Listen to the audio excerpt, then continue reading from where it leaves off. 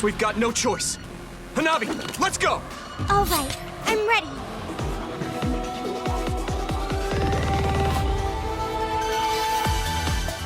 It turns out being a futuristic super cop is tough business. When you're not trying to defend a city from demons from another reality using your psychokinetic abilities, odds are you're unravelling the corrupt aspirations of shady government overlords or forming relationships with colleagues at the local sushi bar. Trying to balance these responsibilities forms much of your experience in Scarlet Nexus, a new JRPG from Bandai Namco where action and style are near perfectly executed. The result? Easily one of the most confident first entries into a new franchise we've ever come across. I'm Aaron from Console Deals, now let's get into why.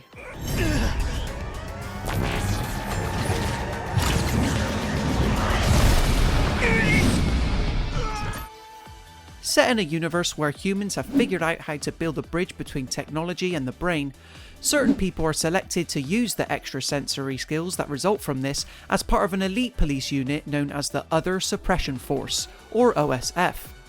What are others, we hear you ask? An equal parts oddly beautiful yet menacing race of interdimensional mutants intent on eating the brains of New Himuka City's innocent inhabitants. As far as setups go, it's pretty out there.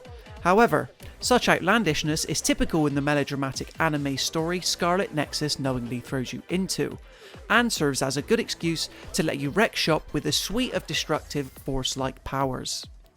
You do so as part of a two-pronged campaign playing as new recruits Yuito Sumeragi and Kasana Randall. Both are able to swing around and throw objects at will, temporarily borrow the powers of your fellow OSF comrades, and generally cause problems for any flowery mutant standing in their way.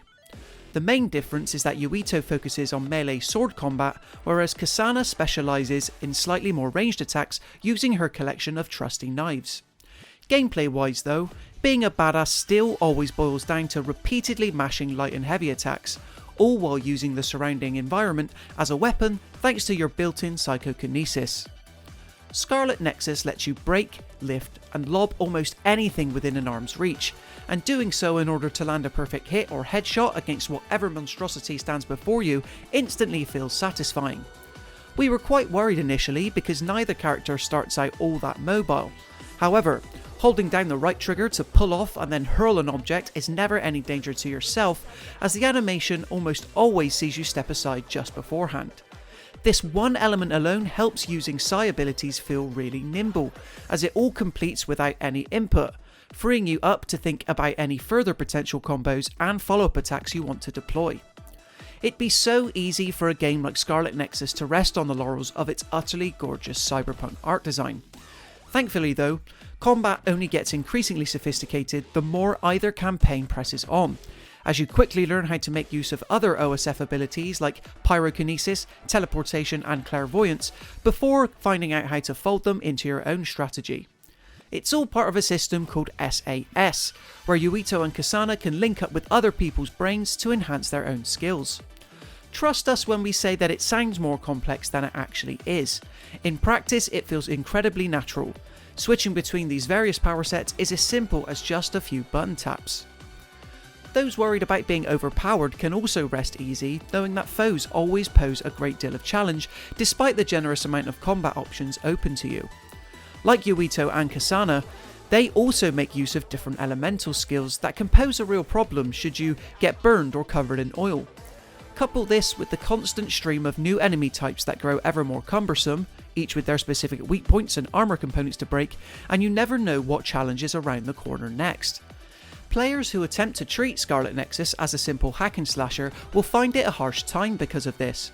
Instead, it pays to think tactically and balance traditional combat skills with your superpowers. What? Others? What are they doing in the city? All units, double time! Just when you think you've gotten to grips with all of Scarlet Nexus's stylistic joys, the game throws an entirely new combat mechanic at you 4, possibly even 5 hours in. Brainfield, for example, is an interdimensional space that can be activated once you've dealt enough damage, letting you wreck shop against standard enemies and bosses by fully tapping into your psionic powers. That isn't to mention brain drive or the skills you acquire access to when leveling up in the brain map. Generally, it's quite a lot to get your head around, but luckily Scarlet Nexus spreads out the distribution of different combat mechanics far enough that it never feels overwhelming. Plus, by the game's final hours, the battlefield totally and truly becomes your playground.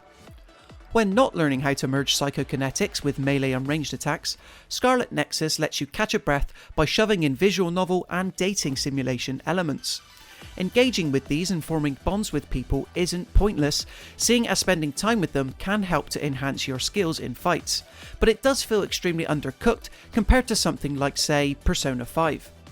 Here, improving your team's overall stats is as simple as giving gifts or performing tasks with friends in between the story's main phases. It's a shame that this aspect isn't fleshed out a little deeper beyond glorified cutscenes though, because people like Hanabe, Gemma and Tsugumi are characterised brilliantly, and it'd be good to spend more time with them.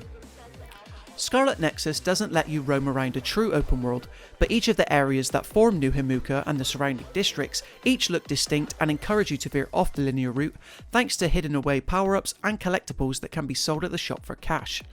Plus, almost every one of these locales plays host to a staggeringly different plot twist or visually arresting set piece, which helps to make them memorable in the long run.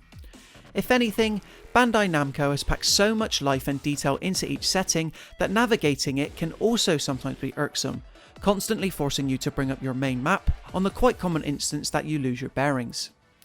Another slight letdown is the story's pacing, because while there's plot twists and character turns aplenty, most of them don't always feel earned or like they even make sense at first.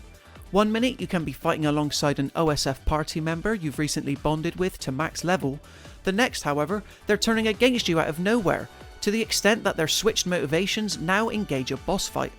If you're not a player used to the anime genre's typical melodrama in this way, you'll certainly be confused. Stick with it though, and Scarlet Nexus does thankfully explain itself retroactively, using some suitably outlandish context. Gaining all these narrative insights, it makes completing Yuito and Kasana's individual campaigns a must, as both stories form a complete whole. Overall, Scarlet Nexus's addictive battle system makes this future-set RPG a thrilling romp from beginning to end.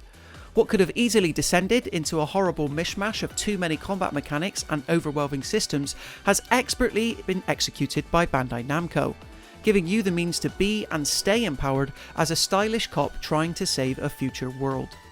Navigation is a little irksome, and it's disappointing that building bonds with fellow OSF members is only surface level, sure, but overall this is a new IP with a lot of grace and gusto, where no battle scenario ever need play out the same. We give Scarlet Nexus a 4 out of 5.